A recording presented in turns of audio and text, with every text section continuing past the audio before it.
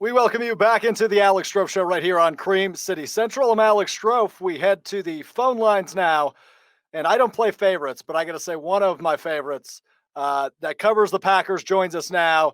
It is Matt Schneidman, who covers the Packers for The Athletic. Matt, how are we? How's everything on your end, my friend? Good.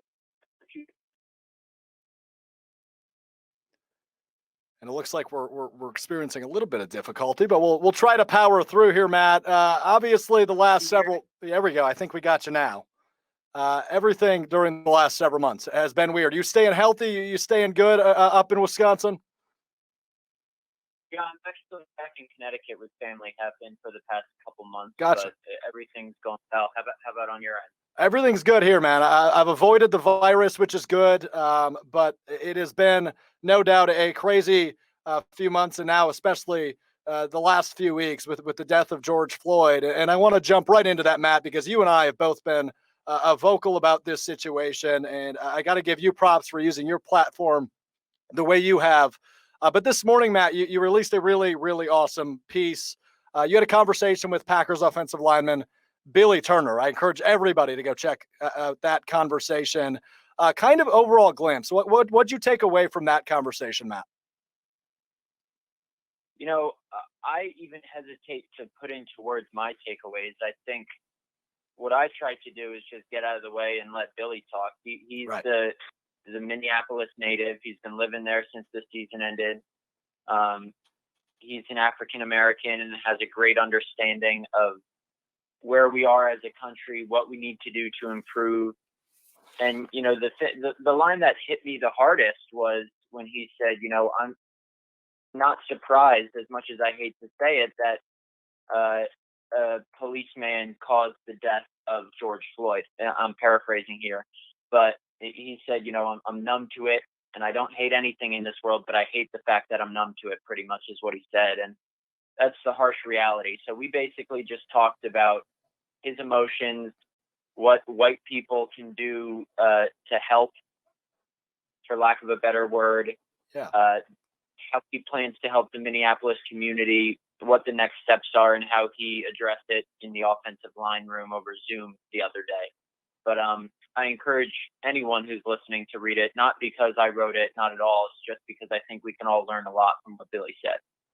Yeah, and you did paraphrase, but you did shoot out kind of a small excerpt on your Twitter. So I'm going to go ahead and read it, so you don't have to paraphrase. But does it hit closer for me because it happened just miles away? 100% it does. But I absolutely hate to say that I'm numb to it, and I hate it. I hate it. I don't hate anything, and I do hate that. So just absolutely powerful stuff from Billy Turner when you had your conversation with him. A couple Packers also have spoken out on this issue. So it seems like the locker room, at least in whole, really supportive of one another is kind of what I'm getting. Is that fair to say?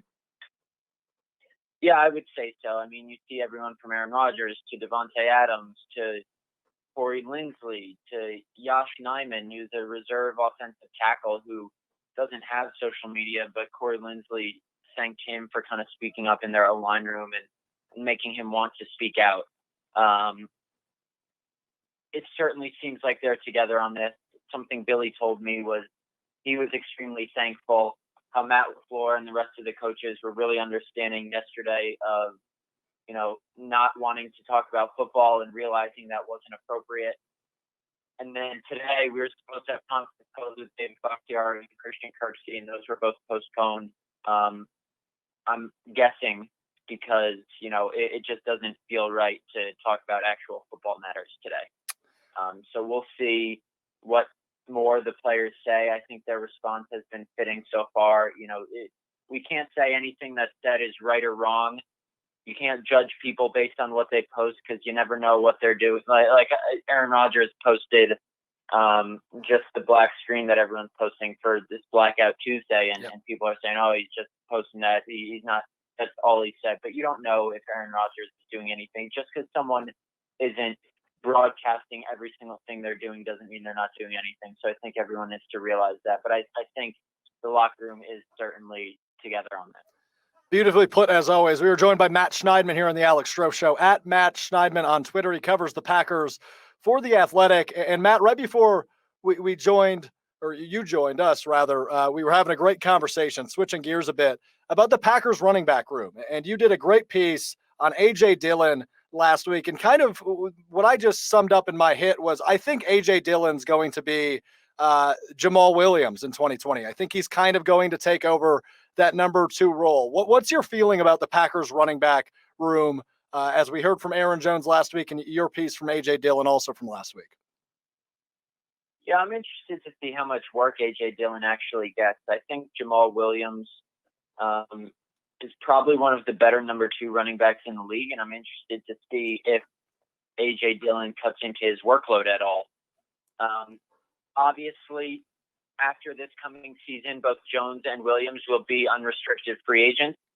So I have a sense that this AJ Dillon pick is as much about having a better number 3 this year as it is a safety valve in case one or both of Jones and Williams depart in free agency. Now, both of them could be back, one of them could be back, and neither of them could be back, and that's why you need Dillon. But I think it'll be interesting to see whether Jones gets less carries because Dillon's here.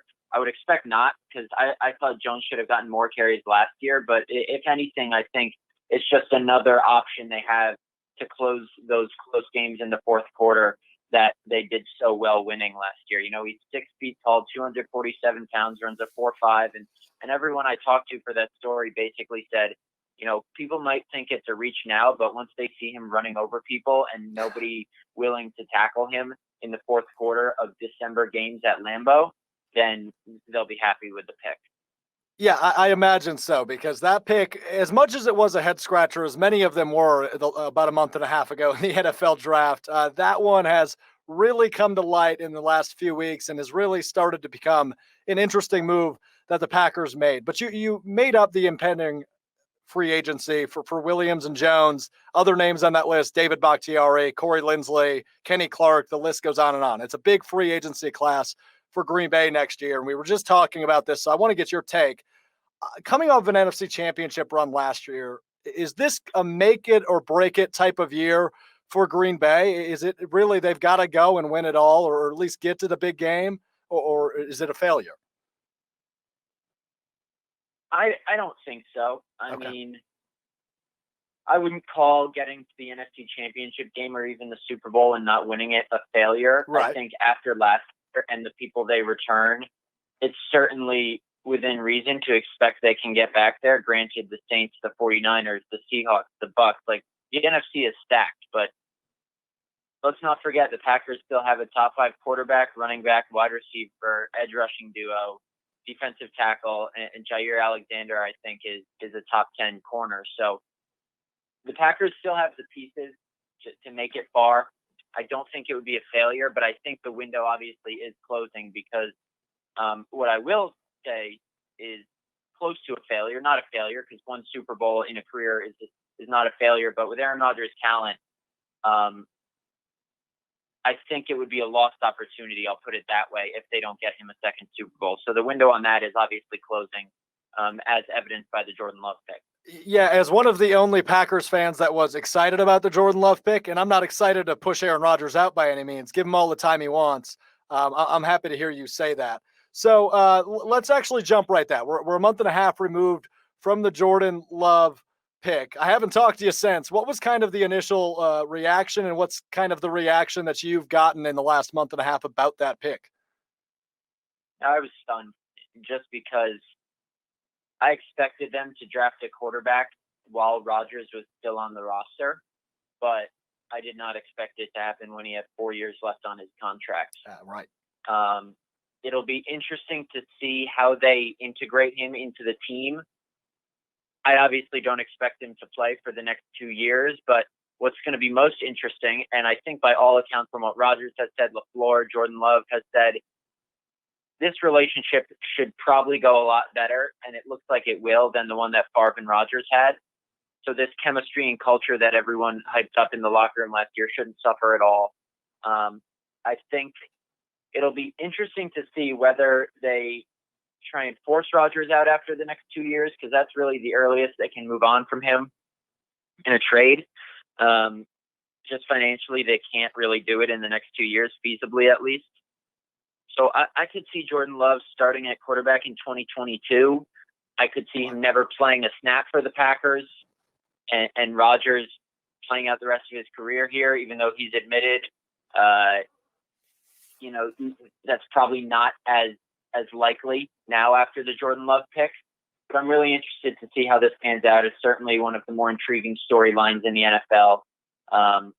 And I personally think that Aaron Rodgers is going to come out, and even though he says he doesn't have anything to prove because of the pick, I think he's going to come out and be like, look, I still got it, and he's going to play really well this year. Yeah, this could be like a pissed off, chip on the shoulder Aaron Rodgers we've never seen, and it could just result in maybe a repeat of what happened in 2014, or at least, I guess, for a guy in your sake, a guy that covers them, and a guy like me, a fan of the team, we could only hope for a 15-1 year, but who knows? So, Matt, before we let you go, I got to ask, you said Jordan Love, you have no idea. What's the ceiling you think for Jordan Love? Is it Aaron Rodgers-esque? Is it lower than that?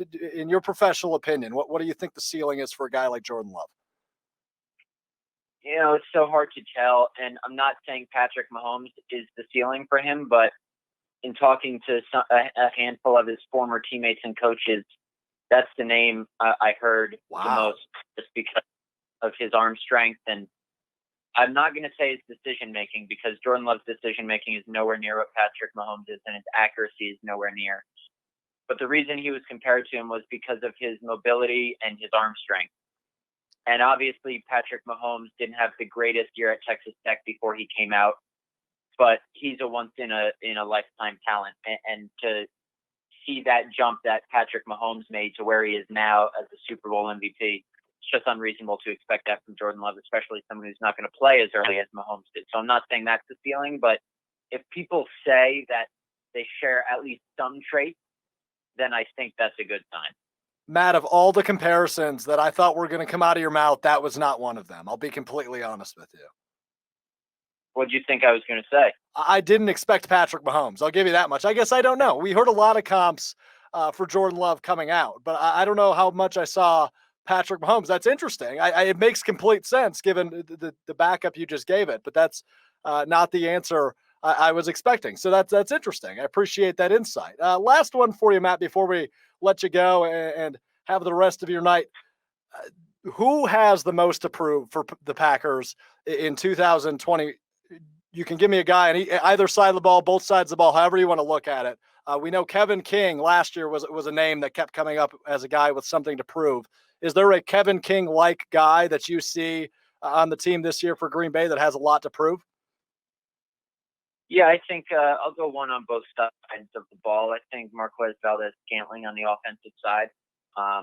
He really dropped off in the second half of the season. I think he only had 5 catches for 30-something yards in the last 8-9 games or something like that, after he had those 2 for 133 and a touchdown against the Raiders in week 7. He was battling some injuries, but I think it was really just more of a confidence thing, as cliche as that is. And with the bodies they brought in at wide receiver, Devin Funchess, Reggie Begelton, Alan Lazard proving himself in the second half of last season, Valdes-Scantling is no lock to make the roster. I think he has a lot to prove. And on the defensive side, I want to say Rashawn Gary, but I still think it was unfair, the expectation the Packers put on him, drafting him at number 12 and then stuffing him at 4th on the outside linebacker depth chart. Right. So I'm going to say Dean Lowry. I think, they extended him for 3 years before training camp last year. It was not great, for lack of a better word, on the defensive line.